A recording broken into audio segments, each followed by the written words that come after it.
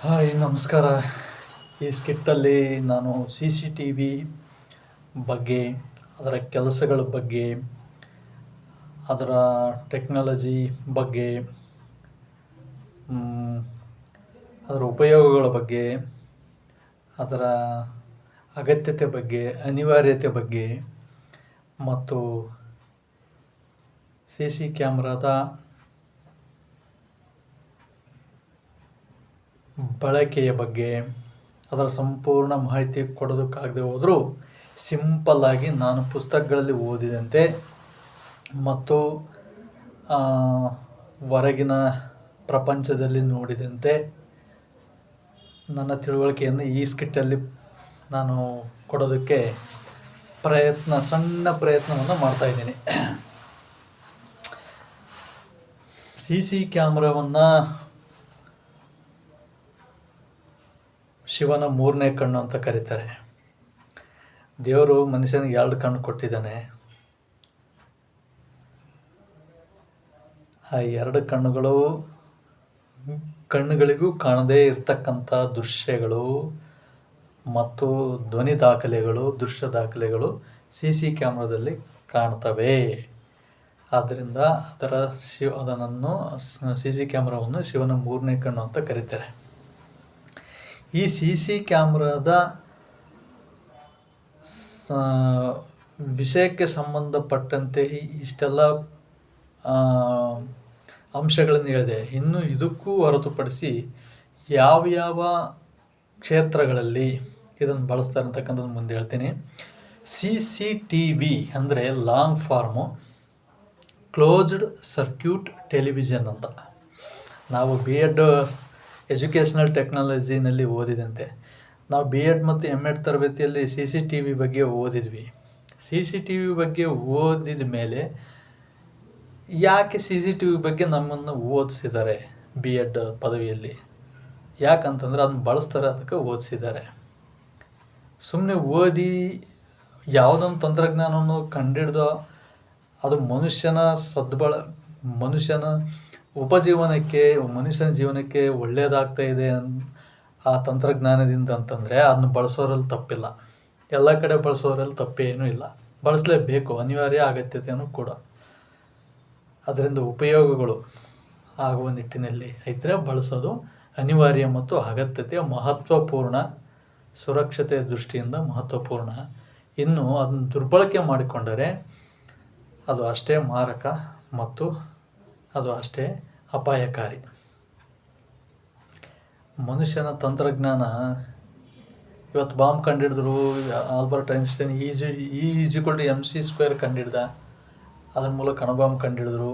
ಅದನ್ನು ಮಾನವನ ನಾಶಕ್ಕೋಸ್ಕರ ಬಳಸಿದರು. ಅದು ದುರಂತ ಆಯಿತು. ಅದೇ ಅಣುಶಕ್ತಿಯಿಂದ ವಿದ್ಯುತ್ ಶಕ್ತಿಯನ್ನು ತಯಾರು ಮಾಡಿ ಮನುಷ್ಯನ ಏಳಿಗೆಗೆ ಬಯಸಿದರೆ ಅದು ಮನುಷ್ಯನ ಅಭಿವೃದ್ಧಿಗೆ ಸಹಾಯಕಾರಿ. ಈ ಸಿ ಸಿ ಕ್ಯಾಮ್ರಾವನ್ನು ನಾನು ಹೇಳಿದಂತೆ ಸ್ವಲ್ಪ ವಿಷಯ ಹೇಳ್ಬೇಕಾದ್ರೆ ಸ್ವಲ್ಪ ಆಚೆ ಈಚೆ ಹೋಗ್ಬೇಕು, ಸಹಜ. ನನಗೆ ಅವಾಗವಾಗ ನೀರು ಕುಡಿಯೋ ಅಭ್ಯಾಸ ಇದೆ, ನೀರು ಕುಡಿತೀನಿ. ನನಗೆ ಇವತ್ತು 2 ಸ್ಕಿಟ್ಟನ್ನು ಮಾಡಿದ್ದೀನಿ. ಕ್ಲೋಸ್ಡ್ ಸರ್ಕ್ಯೂಟ್ ಟೆಲಿವಿಷನ್ ಅಂದರೆ ಇನ್ನು ಕನ್ನಡದಲ್ಲಿ ಸಮೀಪ ಮಂಡಲ ದೂರದರ್ಶನ ಅಂತ ಕರೀತಾರೆ. ಸಮೀಪ ಮಂಡಲ ದೂರದರ್ಶನ.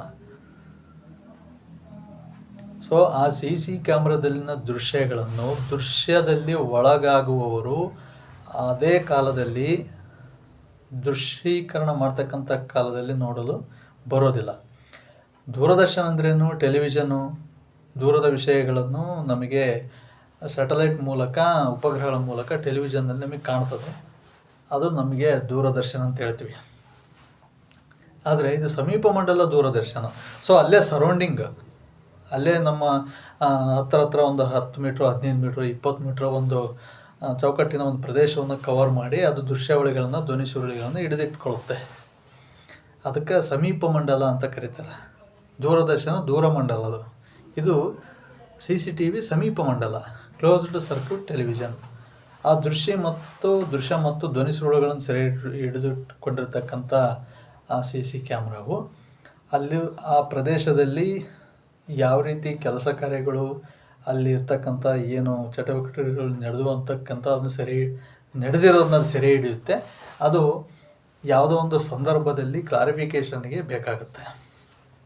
ಅದೇ CC ಕ್ಯಾಮ್ರಾದ ಕೆಲಸ. ಭಾಳ ಉಪಯುಕ್ತಕಾರಿ, ಒಳ್ಳೆಯದು.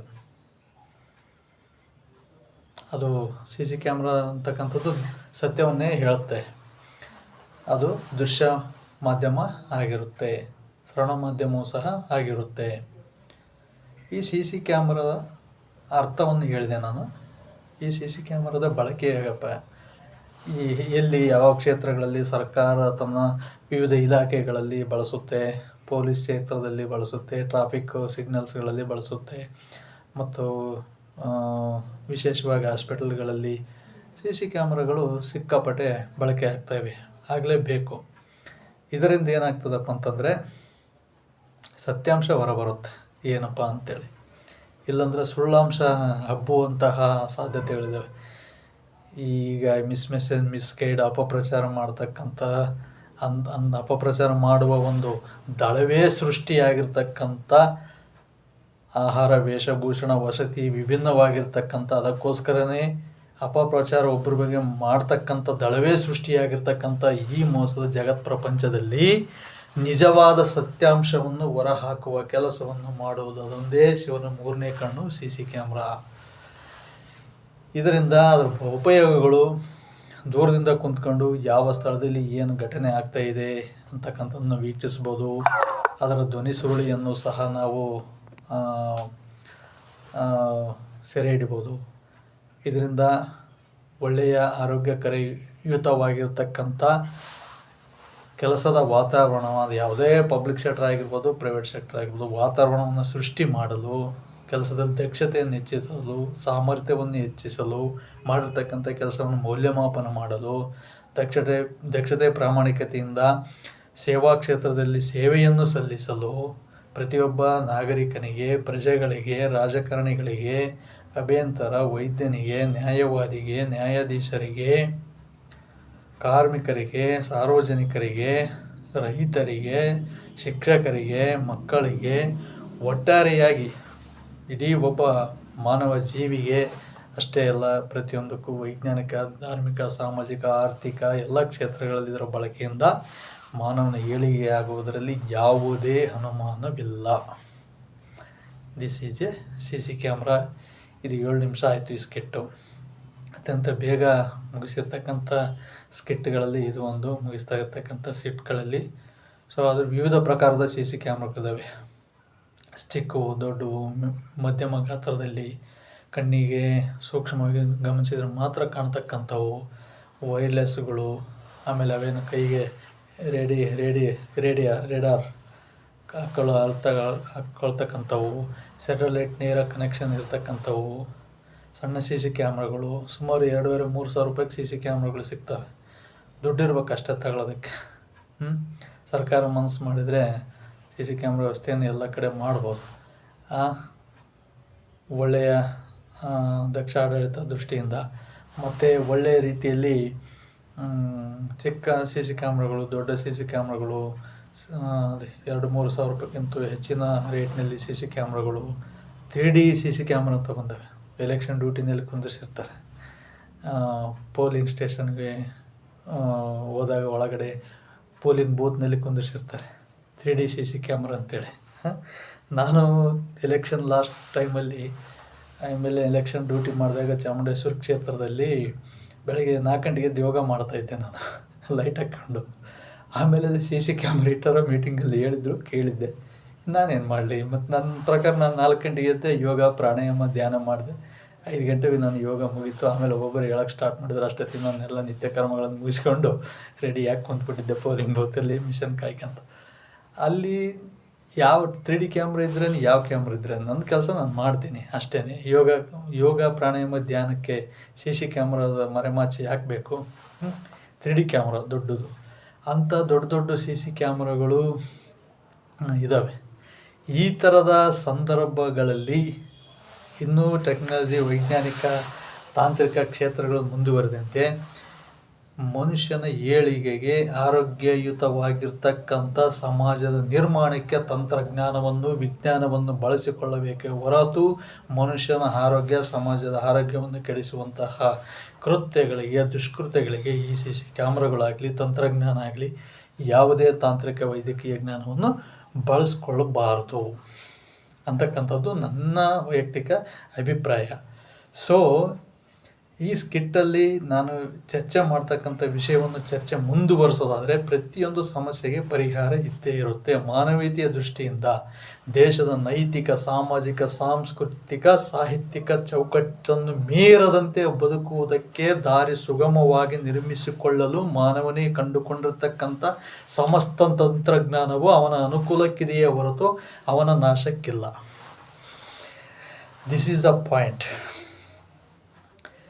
ಈಗ ಪ್ರತಿಯೊಂದು ಕೆಲವೊಂದು ಅಂತ ಅಂದ್ಕೊಳ್ಳೋಣ, ಪತ್ರಿಕೆಗಳಲ್ಲಾಗಲಿ ಸಾಮಾಜಿಕ ಜಾಲತಾಣಗಳಲ್ಲಾಗಲಿ ಮಾಧ್ಯಮಗಳಲ್ಲಾಗಲಿ ಮಹಿಳಾ ದೌರ್ಜನ್ಯ ಪ್ರಕರಣಗಳು ಹೆಚ್ಚುತ್ತಾ ಇದ್ದಾವೆ. ದರೋಡೆ ಪ್ರಕರಣಗಳು, ಕಳ್ಳತನ ಪ್ರಕರಣಗಳು, ಸುಲಿಗೆ ಪ್ರಕರಣಗಳು ಹೆಚ್ಚುತ್ತಾ ಇದ್ದಾವೆ. ಡಕಾಯಿತಿಗಳು ಹೆಚ್ಚುತ್ತಾ ಇದ್ದಾವೆ. ದರೋಡೆಗಳು ಹೆಚ್ಚುತ್ತಾ ಇದ್ದಾವೆ. ಏನಕ್ಕೆ ಇವೆಲ್ಲ ಆಗ್ತಾ ಇದ್ದಾವೆ? ಅವು ಸಂಭವಿಸಿದಾಗ ನಿಜವಾದ ಸತ್ಯಾಂಶ ಹೊರತರುವಲ್ಲಿ ಮನುಷ್ಯನು ವಿಫಲವಾಗ್ತಾ ಇದ್ದಾನೆ. ಆ ದೃಷ್ಟಿಯಲ್ಲಿ ತಂತ್ರಜ್ಞಾನವನ್ನು ಸರಿಯಾಗಿ ಬಳಸ್ಕೊಂಡ್ರೆ ಅವನು ಸಫಲನಾಗ್ತಾನೆ ಅನ್ನೋ ದೃಷ್ಟಿಯಿಂದ ಮಾನವ ದೌರ್ಜನ್ಯ ಪ್ರಕರಣಗಳು ಸಂಭವಿಸಿದ್ದರಿಂದಲೇ ರಾಜ್ಯ ಮಾನವ ಹಕ್ಕುಗಳ ಆಯೋಗ ಸ್ಥಾಪನೆ ಆಯಿತು, ರಾಷ್ಟ್ರೀಯ ಮಾನವ ಹಕ್ಕುಗಳ ಆಯೋಗ ಸ್ಥಾಪನೆ ಆಯಿತು. ಅಷ್ಟೇ ಅಲ್ಲ, ಅಂತಾರಾಷ್ಟ್ರೀಯ ಮಾನವ ಹಕ್ಕುಗಳ ಆಯೋಗ ಸ್ಥಾಪನೆ ಆಯಿತು. ರಾಜ್ಯ ಮಹಿಳಾ ಆಯೋಗ ಸ್ಥಾಪನೆ ಆಯಿತು, ದೇಶದ ಮಹಿಳಾ ಆಯೋಗ ಸ್ಥಾಪನೆ ಆಯಿತು, ಅಂತಾರಾಷ್ಟ್ರೀಯ ಮಹಿಳಾ ಆಯೋಗವು ಸಹ ಸ್ಥಾಪನೆ ಆಯಿತು. ಯಾಕೆ? ಮನುಷ್ಯನ ಸ್ವಾರ್ಥದ ಬುದ್ಧಿಯಿಂದ ತನ್ನೆಲ್ಲ ಕಾರ್ಯಚಟುವಟಿಕೆಗಳನ್ನು ವಿಸ್ತರಣೆ ಮಾಡಿಕೊಂಡು ತನ್ನೆಲ್ಲ ಸೌಕರ್ಯಗಳು ಮನುಷ್ಯನ ಸರ್ವಸೃಷ್ಟಿ ಮತ್ತು ಜಗತ್ತಿನ ದೈವದ ಸರ್ವಸೃಷ್ಟಿ ತನಗೋಸ್ಕರ ಇದೆ, ಮತ್ತು ಯಾರಿಗೊಬ್ಬರಿಗೋಸ್ಕರ ಅಲ್ಲ ಅಂತ ತಿಳ್ಕೊಂಡಿರುವ ಸಂಕುಚಿತವಾದ ತಿಳುವಳಿಕೆ ಇದಕ್ಕೆ ಕಾರಣ ಆಗಿದೆ. ಈ ಎಲ್ಲ ಒಂದು ಪ್ರಕರಣಗಳು ಏನು ಹೆಚ್ಚಿಗೆ ಸಂಭವಿಸ್ತಾ ಇದ್ದಾವೆ, ಮಹಿಳಾ ಲೈಂಗಿಕ ದೌರ್ಜನ್ಯ ಪ್ರಕರಣಗಳಾಗಿರ್ಬೋದು, ಮತ್ತು ದಬ್ಬಾಳಿಕೆ ಆಗಿರ್ಬೋದು, ದೌರ್ಜನ್ಯಗಳಾಗಿರ್ಬೋದು, ಮಾತಿನಲ್ಲಿ ಚಕಮಕಿಗಳಾಗಿರ್ಬೋದು, ಕೋಪ ಬಂದ ಮನುಷ್ಯ ಇನ್ನೊಬ್ಬ ವ್ಯಕ್ತಿ ಮೇಲೆ ಮಾತಾಡ್ತಕ್ಕಂಥ ರೀತಿ ಇರ್ಬೋದು. ಯಾಕೆ ಮನುಷ್ಯ ಕೋಪ ಮಾಡ್ಕೊತಾನೆ? ಊಟ ಬಲ್ಲವನಿಗೆ ರೋಗವಿಲ್ಲ, ಮಾತು ಬಲ್ಲವನಿಗೆ ಜಗಳವಿಲ್ಲ. ನಾಲಿಗೆ ಒಳ್ಳೆಯದಾದ್ರೆ ನಾಡೆಲ್ಲ ಒಳ್ಳೆಯದು. ಈ ಎರಡು ಉಕ್ತಿಗಳ ಕನ್ನಡ ಮಲ್ಲಿಕಾರ್ಜುನ ಸೋಮೇಶ್ವರ ಕವಿಯ ಸೂಕ್ತಿ ಸುಧಾರಣವನ್ನು ನೆನಪಿಟ್ಟುಕೊಂಡ್ರೆ ಪಾಲಿಸಿದರೆ ಸಾಕು, ಆರೋಗ್ಯಯುತವಾದ ಸಮಾಜ ಮತ್ತು ರಾಜ್ಯ ದೇಶ ಕಟ್ಟಲು ಸಾಧ್ಯ.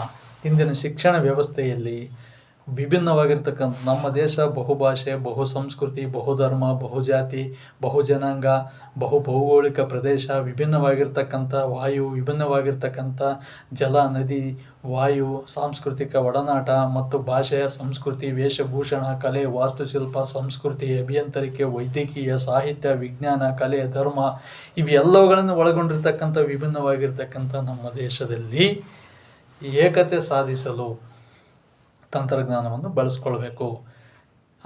ಅಂಥ ಸಂದರ್ಭಗಳಲ್ಲಿ ಅಪರಾಧ ಕೃತ್ಯಗಳು ಸಂಭವಿಸಿದಾಗ CC ಕ್ಯಾಮ್ರಾ ಹೆಲ್ಪ್ ಮಾಡುತ್ತೆ. ಇಂಥ ಸಂದರ್ಭಗಳಲ್ಲಿ ಅಪರಾಧ ಕೃತ್ಯಗಳು ಹೆಚ್ಚತಕ್ಕಂಥ ಸಂದರ್ಭಗಳಲ್ಲಿ, ದೌರ್ಜನ್ಯ ಪ್ರಕರಣಗಳು ಹೆಚ್ಚತಕ್ಕಂಥ ಸಂದರ್ಭಗಳಲ್ಲಿ ಇವುಗಳ ತಂತ್ರಜ್ಞಾನವನ್ನು ಸದ್ಬಳಕೆ ಮಾಡಿಕೊಂಡಾಗ ಒಳ್ಳೆಯ ಆರೋಗ್ಯಯುತವಾಗಿರ್ತಕ್ಕಂಥ ಆಡಳಿತವನ್ನು ರೂಪಿಸಿಕೊಳ್ಳುವುದರಲ್ಲಿ ಯಾವುದೇ ಸಂದೇಹಗಳಿಲ್ಲ. ಈಗಾಗಲೇ 13 ನಿಮಿಷ ಆಗ್ತಾ ಬಂತು ಈ ಸ್ಕಿಟ್ಟಲ್ಲಿ. ಈ ಕ್ಲೋಸ್ಡ್ ಸರ್ಕ್ಯೂಟ್ ಟೆಲಿವಿಷನ್ ಬಗ್ಗೆ ಇವತ್ತು ಟ್ರಾಫಿಕ್ ಪೊಲೀಸ್ ಇಲಾಖೆಯಲ್ಲಾಗಿರ್ಬೋದು ಅದನ್ನು ಚೆನ್ನಾಗಿ ಬಳಸ್ಕೊಳ್ತಾ ಇದ್ದಾರೆ, ಭಾಳ ಚೆನ್ನಾಗಿ ಬಳಸ್ಕೊಳ್ತಾ ಇದ್ದಾರೆ, ದಾಖಲೆಗಳಿಗೋಸ್ಕರ ಬಳಸ್ಕೊಳ್ತಾ ಇದ್ದಾರೆ. ತುಂಬ ತಂತ್ರಜ್ಞಾನದಲ್ಲಿ ಮುಂದುವರೆದ ಒಂದು ಅಂತ ನಾವು ಇದನ್ನು ಹೇಳ್ಬೋದು. ಪ್ರಕರಣಗಳಿಗೆ ಸಂಬಂಧಪಟ್ಟಂತಹ ದರ್ಪದ ಮಾತುಗಳಾಗಿರ್ಬೋದು, ದೌರ್ಜನ್ಯದ ಮಾತುಗಳಾಗಿರ್ಬೋದು, ಸತ್ಯಾಂಶ ಏನು ಅಂತ ಗೊತ್ತಿಲ್ಲದೆ ಏನಾದರೂ ತಪ್ಪು ಕಲ್ಪನೆಗಳನ್ನು ತಿಳಿದುಕೊಂಡು ಮಾಡಿಕೊಂಡು ಅನಾಹುತಗಳಾಗುವುದನ್ನು ತಪ್ಪಿಸ್ತವೆ ಇಂತಹ ಒಂದು ತಂತ್ರಜ್ಞಾನಗಳು. ಆದ್ದರಿಂದ ಈ ತಂತ್ರಜ್ಞಾನ ಮನುಷ್ಯನ ಏಳಿಗೆಗೆ ಇರಲಿ, ಆರೋಗ್ಯಯುತ ಸಮಾಜಕ್ಕೆ ತಂತ್ರಜ್ಞಾನವನ್ನು ಬಳಸ್ಕೊಳ್ಳೋಣ ಅಂತ ಹೇಳ್ತಾ ಈ ಸ್ಕಿಟ್ಟನ್ನು ನಾನು ನಿಮಿಷ 48 ಸೆಕೆಂಡ್ ಆಯಿತು. ಇನ್ನು 10 ಸೆಕೆಂಡಿಗೆ 15 ನಿಮಿಷ ಆಗುತ್ತೆ. ಈ ಸ್ಕಿಟ್ಟನ್ನು ಇಲ್ಲಿಗೆ ಎಂಡ್ ಮಾಡ್ತಾಯಿದ್ದೀನಿ. ಎಲ್ಲರಿಗೂ ಒಳ್ಳೆಯದಾಗಲಿ. ಜೈ ಹಿಂದ್, ಜೈ ಕರ್ನಾಟಕ ಮಾತೆ.